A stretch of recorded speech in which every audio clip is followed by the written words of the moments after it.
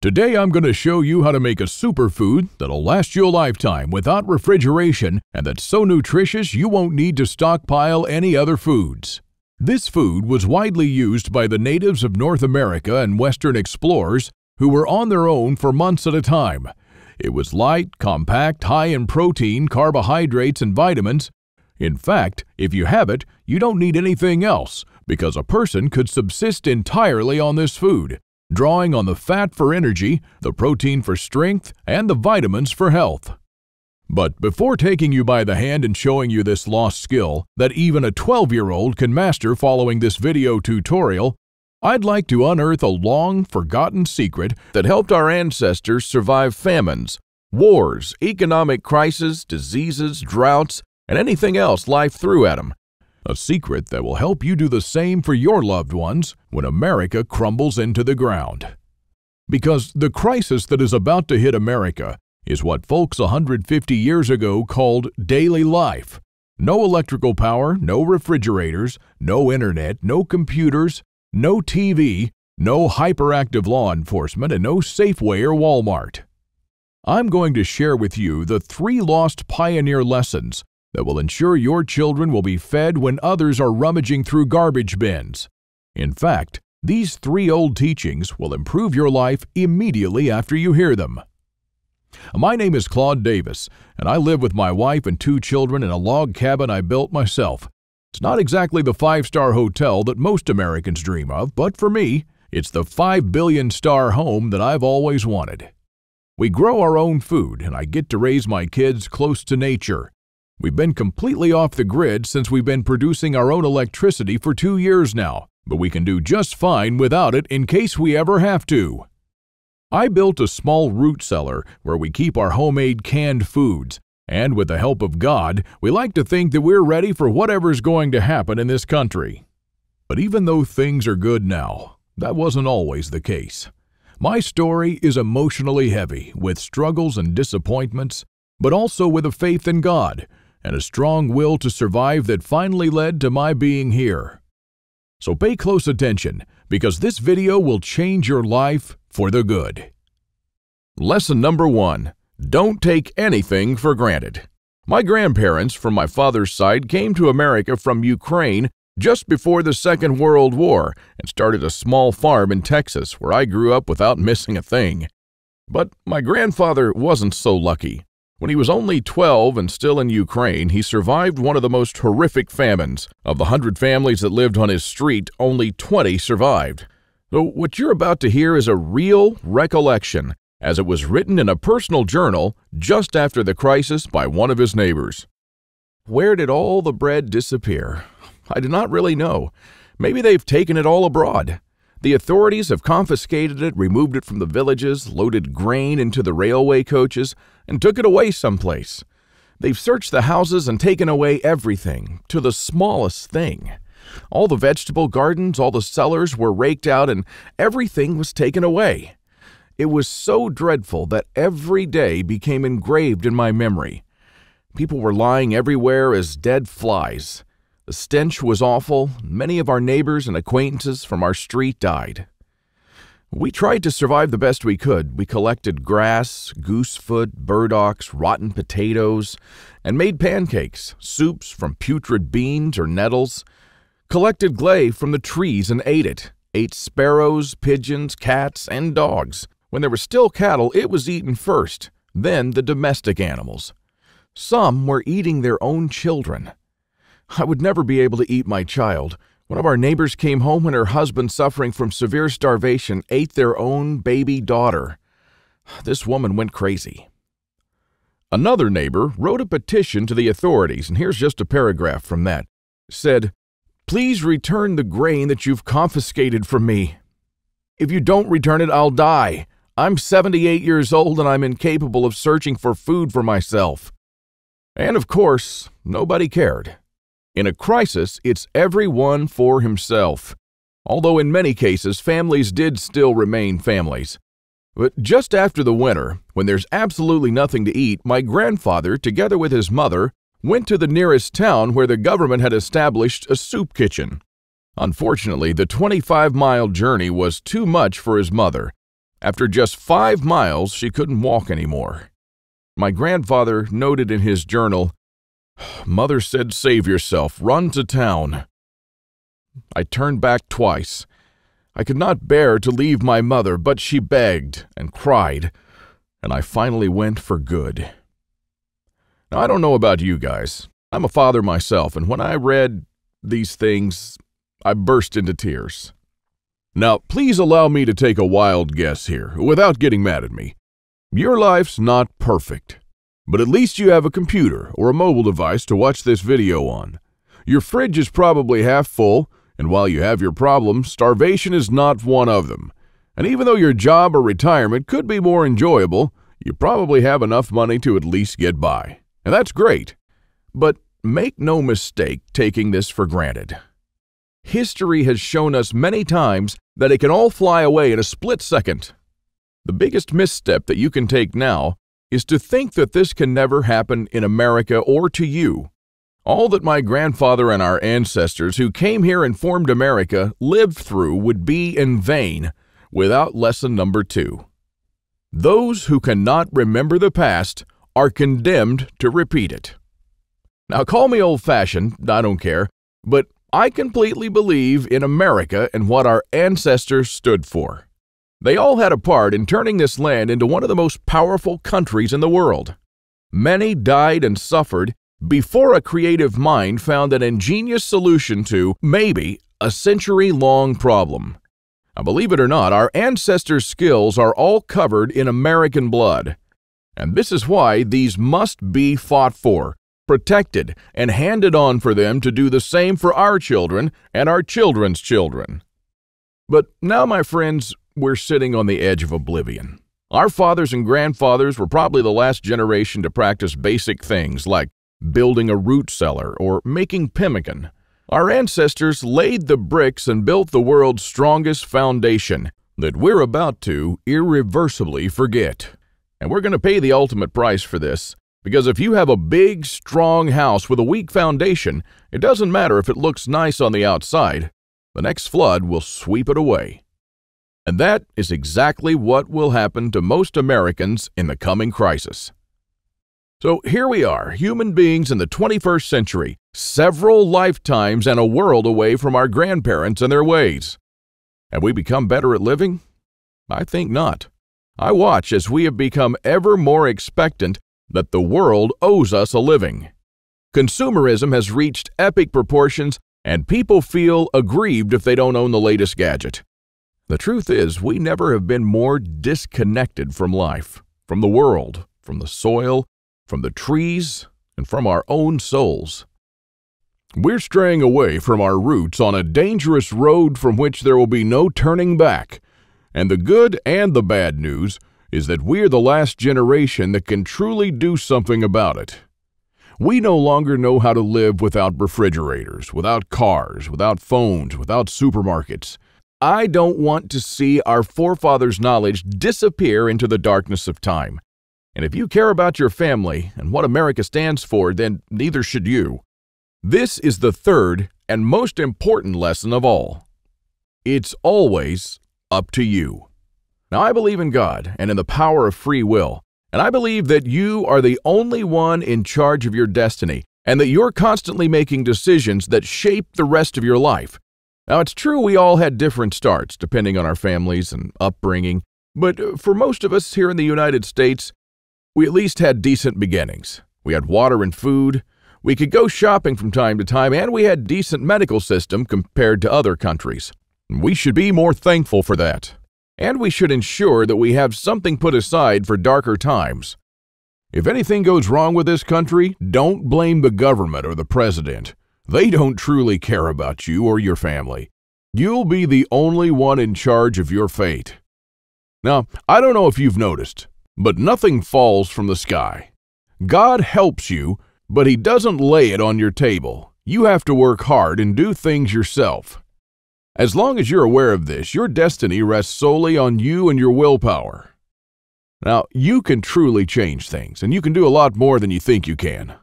With this idea in mind, 5 years ago, I wanted to do something that hadn't been done before.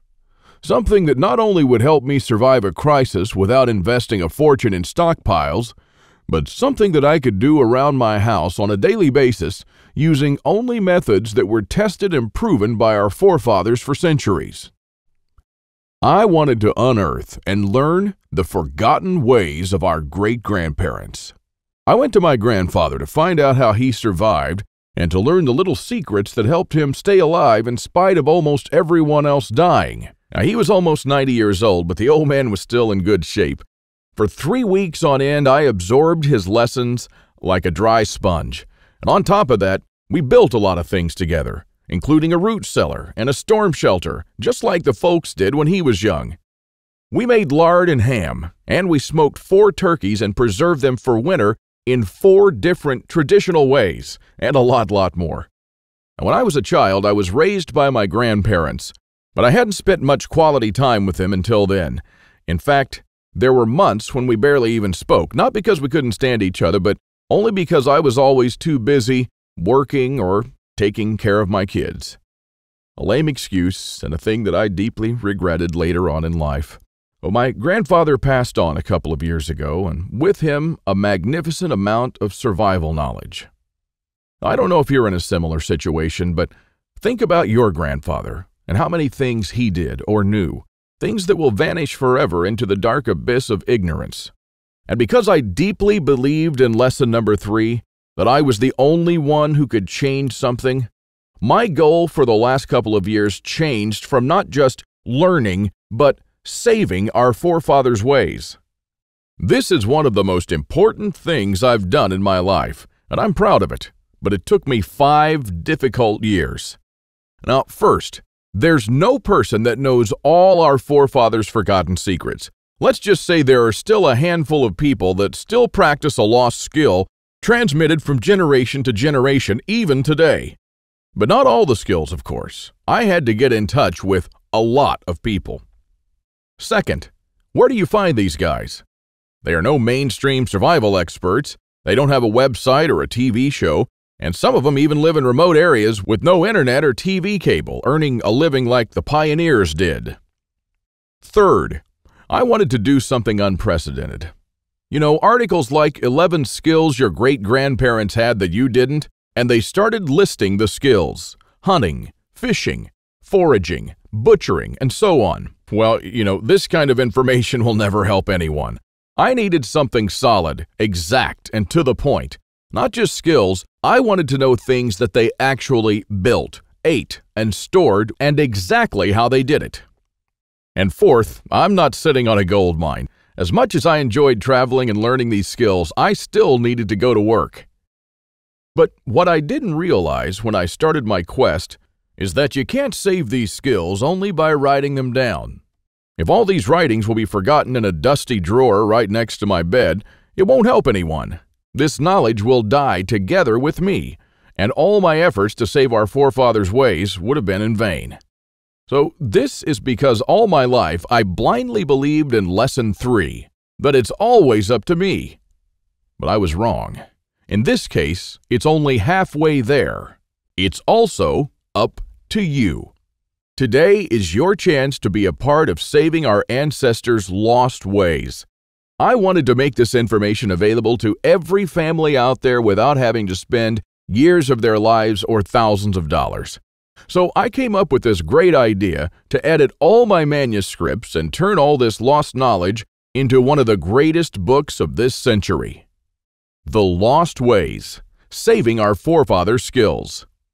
Now, as you can see, I designed and edited the book in an old-fashioned way, but most of it is not written by me personally, because I didn't want people to read a second account. I'm sure a lot of information would have been lost in this process.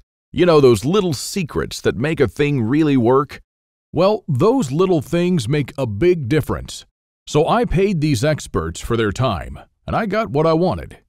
These people are not professional writers, but instead are uniquely special. They're neither the strong, badass type that you see in Rambo movies, nor the ultra-rich preppers from reality shows. They're simple people who know a lost skill very well. They're smart, shrewd, and wise enough to survive for months or even years in the world's most remote places. But we'll get back to that in a little bit. Now, as I promised in the beginning of this video, I'll show you how to make a superfood that not only will outlast you, but will provide all the nutrients you need to survive for unlimited amounts of time. In the video, you'll meet Alan, who's just one of the people who followed the program in The Lost Ways. Without being asked to do so, he was kind enough to send back a video tutorial. The food's called pemmican, and it was widely in use by the natives of North America and also by the Western explorers who would go for months without contact with civilization. In the 19th century, even British soldiers had an iron ration of 4 ounces of pemmican. Many of these iron rations were found intact and edible as much as 50 years later. So let's just avert our gaze from modern survival thinking for a minute, and let's think about how the guys who explored the West 150 years ago did it. Now that's exactly the kind of stuff I found in this 350-page book called The Lost Ways. It's probably the only survival book I've actually enjoyed reading, and you won't believe the survival things we've lost to history. Now I found the pemmican recipe on page 48, and I decided to give it a go. Natives used whatever was available to them at the time. Bison, elk, moose, deer, but nowadays people just use what they can buy. You just need to remember to select a low-fat red meat, and beef is perfect for this. So you'll need 6 pounds of beef, 2 pounds of rendered beef tallow, and 1/3 cup of strawberries or blueberries. And that's it. Don't include nuts, seeds, vegetable oils, grains, beans, or dairy products of any kind. Now the first step is to dry the meat and blueberries. First you need to slice the meat very thin.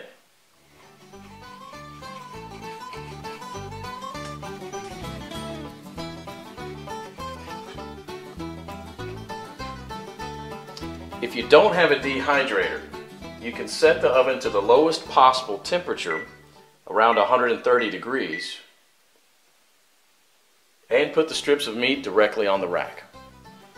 So now place a tin foil on the right side of the rack and spread the blueberries out to dry with the meat.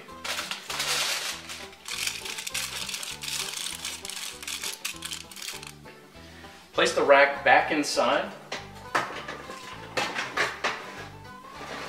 and crack the oven door to prevent moisture buildup. Let this dry for about 15 hours or until it's crispy. 150 years ago, people dried their meat by building a wooden pyramid over a small fire and hanging the meat slices on that. After 15 hours, this is what you should get. Toss it in the food processor until it becomes a powder. Do the same with the blueberries. In the old days, they grind it with a rock to crush it into a powder. For our next step, we need to cut the fat into small pieces about a 1/2 inch square.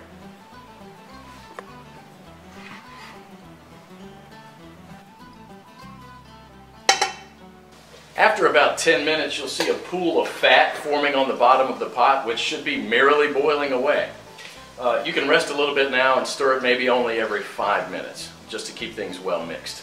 After about an hour, the major boiling action will have stopped and there'll just be small bubbles rising from the fat. About 90% of the cracklings will be a chestnut brown in color.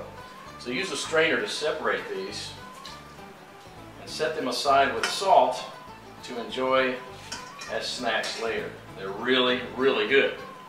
And if you don't like them or don't want to eat them, you can set them aside to cool for dog treats.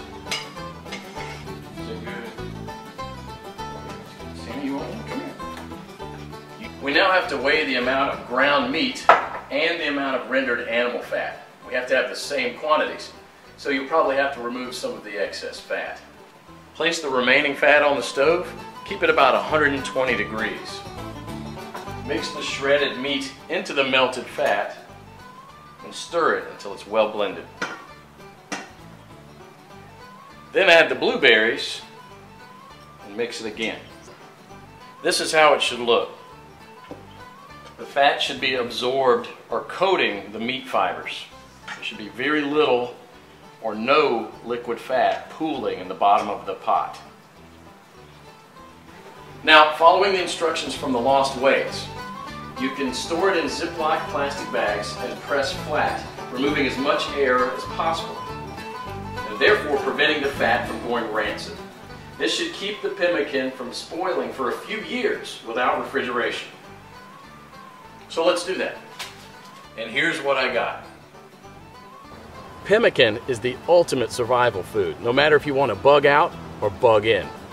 10 pounds of pemmican would supply food for 2 full weeks of camping activities at 3/4 of a pound per day, providing 2,200 calories. In survival mode, the same 10 pounds of pemmican would supply energy for almost a full month. This was just one awesome chapter in the Lost Ways, but you won't believe the survival skills we've lost to history.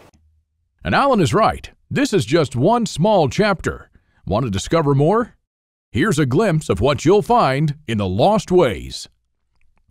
From Ruff Simmons, an Old West history expert and former deputy, you'll learn the techniques and methods used by the wise sheriffs from the frontiers to defend an entire village, despite being outnumbered and outgunned by gangs of robbers and bandits, and how you can use their wisdom to defend your home against looters when you'll be surrounded.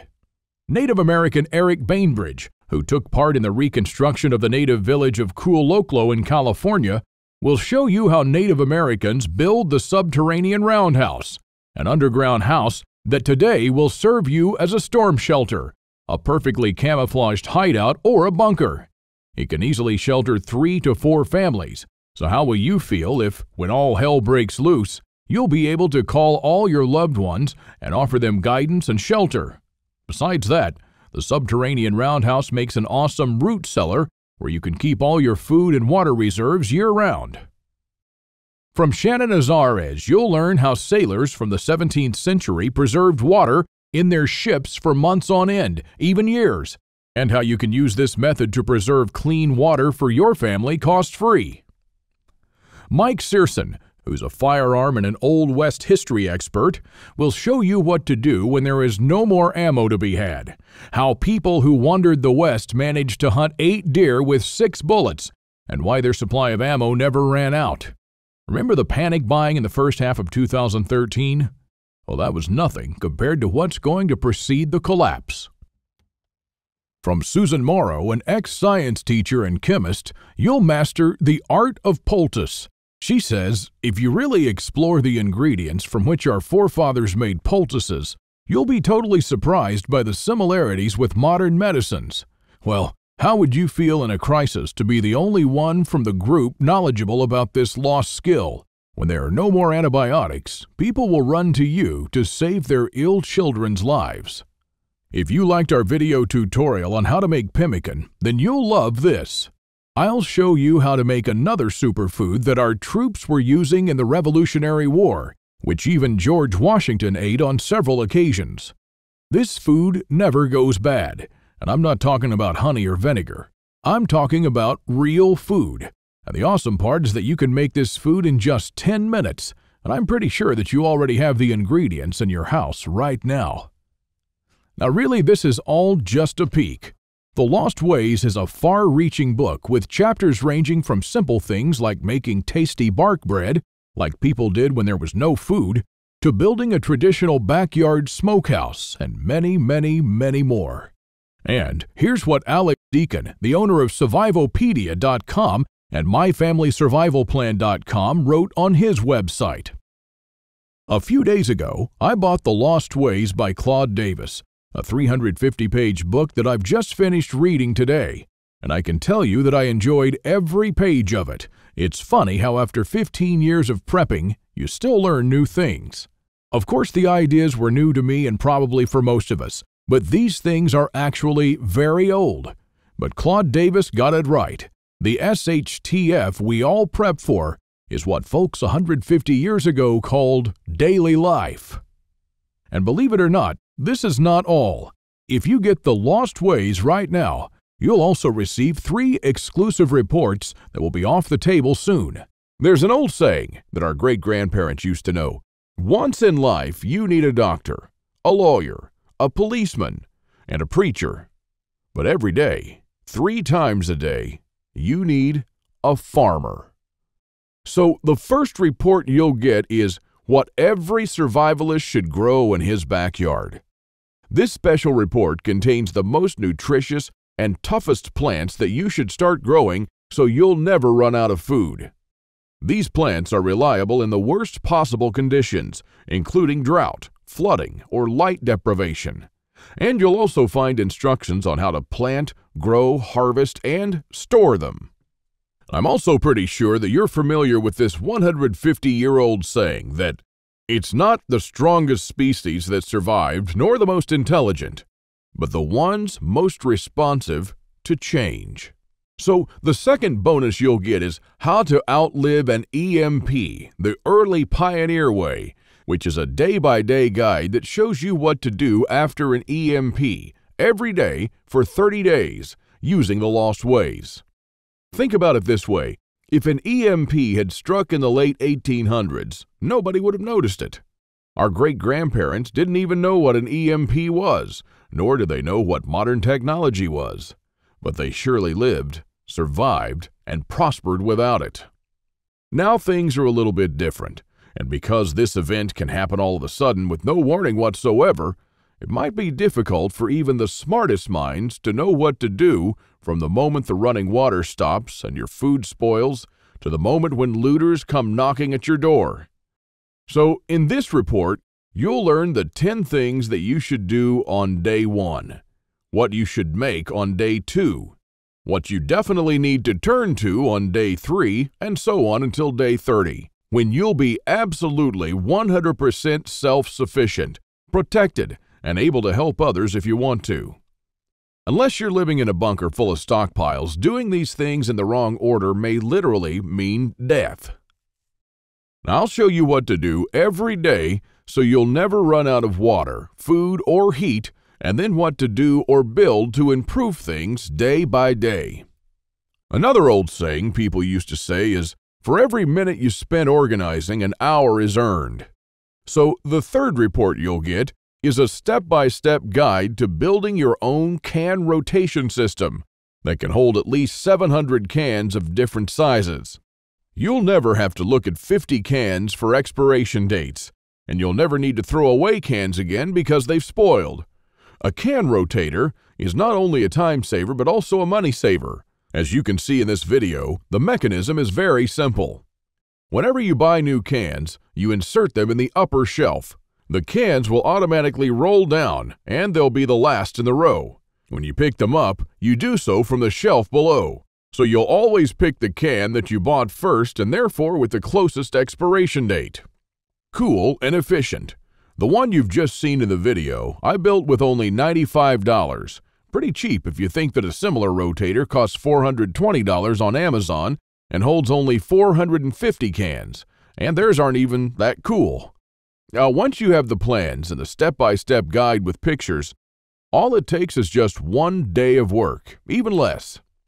So, if you choose to save the lost ways now, you'll also get these 3 exclusive bonuses that are worth $29 each for free, and unlimited access to the members area, where you can ask me anything at any time. I'll be there to answer your questions and to help you if you need any clarification on anything. By knowing the ways of our forefathers, believe it or not, you're covered for anything. You'll never have to spend money on any prepping material again. And forget about unreliable and expensive modern survival equipment. Why even bother with reinventing a wheel when these things have been working right for centuries?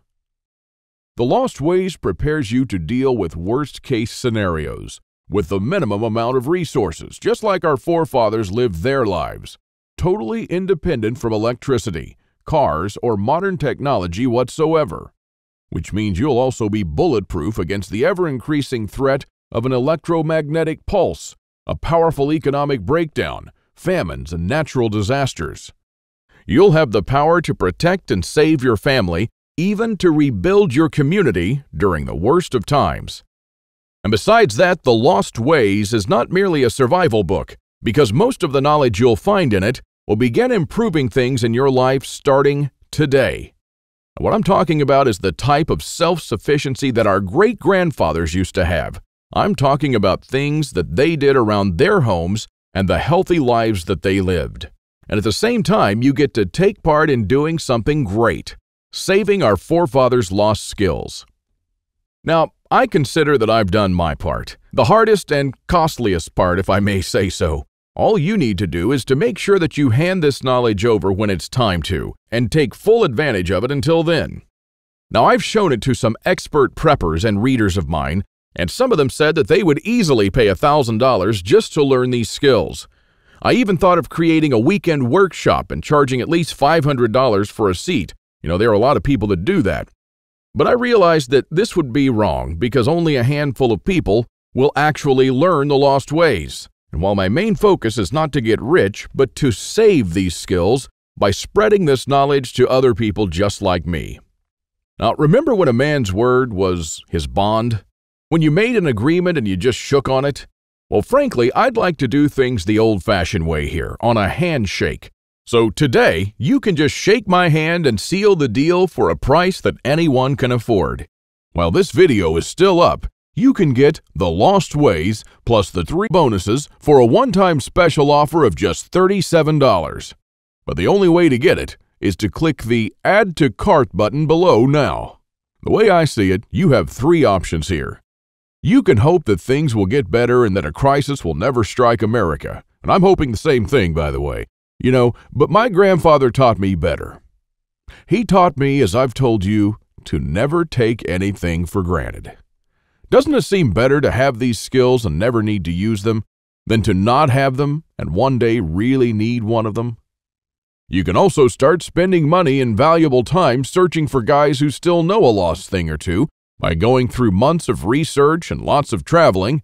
And although it might sound nice in the beginning, these expeditions will take a huge toll on your bank accounts. I've spent 5 years gathering and rounding up this lost knowledge, and I must say that there were lots of times when I just wanted to give up. Or you could save the lost ways without going through any of this. I've already done the hard part. This lost knowledge has already been packed and is readily available to serve you and your children from now till the end of time. And there's nothing like this anywhere else. So if you want to literally save the lost ways and to know that your family is secure, to have warmth, food, water, and all the other things they need, even in the worst possible times, this is the only place where you can get it, and you are the only one that can really do something about it. When there's no more electricity and when your neighbors are forced to cook all the meat that they have in their fridges, you'll know the secrets to store it so your family won't starve next week.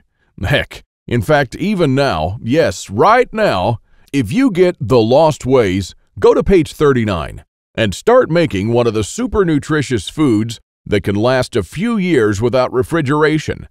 And when others start begging you for a glass of fresh water, you'll be the only one in your neighborhood able to spare one. Or even a glass of beer or ginger beer, just like our forefathers made when the drinking water was contaminated. Go to page 301 and start building your own old-style backyard smokehouse to preserve your own meat, sausages, and fish using your own spices. And when the dollar becomes useless and all hell breaks loose, you won't care because you won't need any money at all. All you'll need to survive is the lost ways. Nothing more. If our ancestors survived the hardest times using only this knowledge, then so will you. Everyone will turn to you for guidance. Everyone will try to barter with you. Everyone will want to use your tools and your knowledge. This is the amazing power our great-grandparents had. And it's all captured, jam-packed, readily available for you in The Lost Ways. You won't find this anywhere else, and there's no way to tell how much longer this presentation is going to be up. So click the Add to Cart button below to secure your copy now. In keeping with the spirit of those simpler days, today you can take advantage of my handshake guarantee. Because I always put my money where my mouth is, I'm willing to take all the risk on this one. So click the button below and go through The Lost Ways. And when you're done, you have to be 100% thrilled and happy with this deal. If for any reason at all you want your money back, you'll get it within 24 hours from the moment you send me the request. You don't even have to answer any questions. Just simply send me a quick email located in the members area in the next 60 days and ask for a refund. That's right, you've got 2 months to test drive the Lost Ways and the bonuses.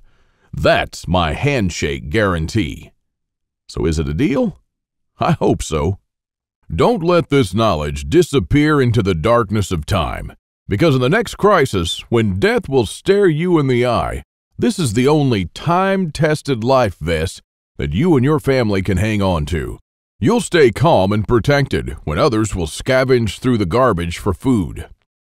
My guess is that you haven't experienced a long-time hunger, but you are probably familiar with the feeling of skipping a couple of meals. Not a very pleasant experience.